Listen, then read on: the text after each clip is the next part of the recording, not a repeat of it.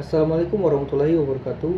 Perkenalkan, saya Derga Anugrah Putra dengan NIM 2023 kelas 2 Ki, Prodi Pendidikan Guru Sekolah Dasar, Fakultas Keguruan dan Ilmu Pendidikan. Mata kuliah Pendidikan Agama, dosen pengampu Dr. Haji Hendra Wijaya, Sarjana Agama Magister Pendidikan Islam. Baik, di sini saya akan memaparkan materi saya, yaitu bagaimana agama menjamin kebahagiaan. Agama dapat menjamin kebahagiaan melalui berbagai cara, tergantung pada keyakinan individu dan ajaran agama tertentu. Beberapa agama mengajarkan bahwa kebahagiaan dapat ditemukan melalui ketaatan kepada Tuhan, praktik kebajikan dari hidup sesuai dengan nilai-nilai spiritual. Agama juga memberikan kerangka kerja untuk menemukan makna dalam kehidupan, menjalin hubungan yang bermakna dengan sesama, dan menemukan kedamaian dalam diri sendiri. Namun penting untuk diingat bahwa konsep kebahagiaan dalam agama dapat berbeda-beda dan tergantung pada interpretasi individu. Selanjutnya, menelusuri konsep dan karakteristik agama sebagai jalan menuju Tuhan dan kebahagiaan.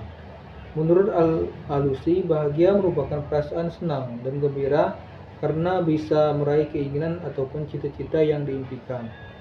Sementara itu, ada pendapat lain yang menyatakan bahwa bahagia atau kebahagiaan adalah setiap terhadap dalam kebaikan atau masuk ke dalam kesenangan dan kesuksesan.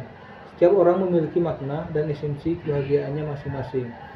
Ibnu Qayyum al-Jauziyah berpendapat bahwa kebahagiaan adalah perasaan senang dan tentram karena hati sehat dan berfungsi dengan baik. Hati yang baik tersebut adalah bisa berhubungan dengan Tuhan. Dalam kitab Mizanul Amal, Al-Ghazali menyebut bahwa bahagia terbagi dua, yaitu bahagia hakiki dan bahagia majasi. Bahagia hakiki adalah kebahagiaan akhirat, sedangkan kebahagiaan majasi adalah kebahagiaan duniawi. Selanjutnya, menanyakan alasan mengapa manusia harus beragama dan bagaimana agama dapat membahagiakan umat manusia. Kunci beragama berada pada fitrah manusia, yaitu sesuatu yang melekat dalam diri manusia dan telah menjadi karakter atau tabiat. Kata fitrah secara bahasa bermakna suci.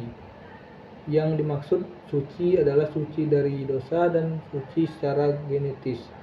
Menurut Profesor Udin Winata Putra, fitrah adalah iman yang dibawa sejak manusia lahir. Setiap manusia lahir dalam kesucian, yakni suci dari dosa dan telah beragama, yakni agama Islam.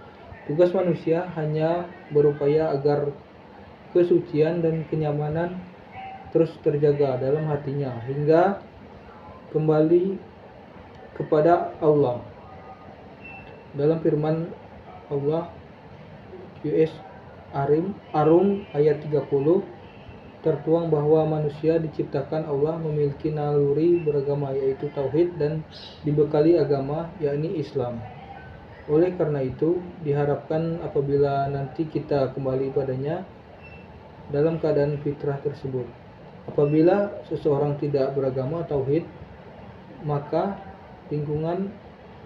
itu dapat dikarenakan faktor yang mempengaruhi.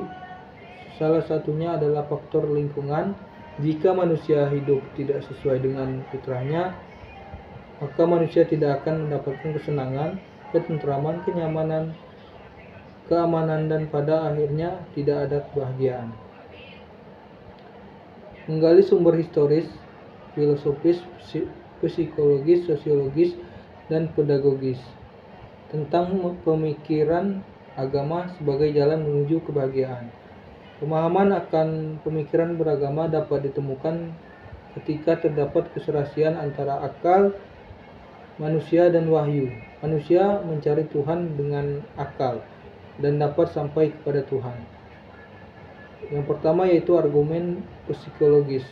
Kebutuhan manusia terhadap agama. Sebagai makhluk rohani, manusia membutuhkan ketenangan jiwa, ketentraman hati, dan kebahagiaan rohani. Yang kedua yaitu argumen sosiologis.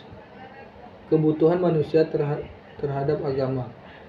Manusia sebagai makhluk sosial membutuhkan bantuan orang lain, sebagaimana orang lain pun membutuhkan bantuan sesamanya.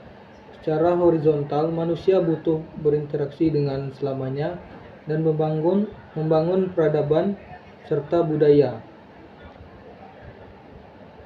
Baik, kesimpulannya adalah pendekatan terhadap bagaimana agama menjamin kebahagiaan dapat bervariasi tergantung pada keyakinan orang. Agama menyediakan kerangka kerja moral, komunitas yang mendukung, dan rasa tujuan yang dapat meningkatkan kebahagiaan.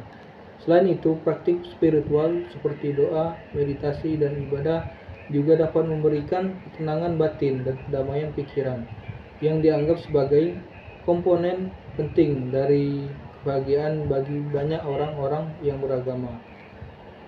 Baik, itu saja penyampaian materi dari saya. Lebih dan kurangnya saya mohon maaf, kepada Tuhan saya mohon ampun.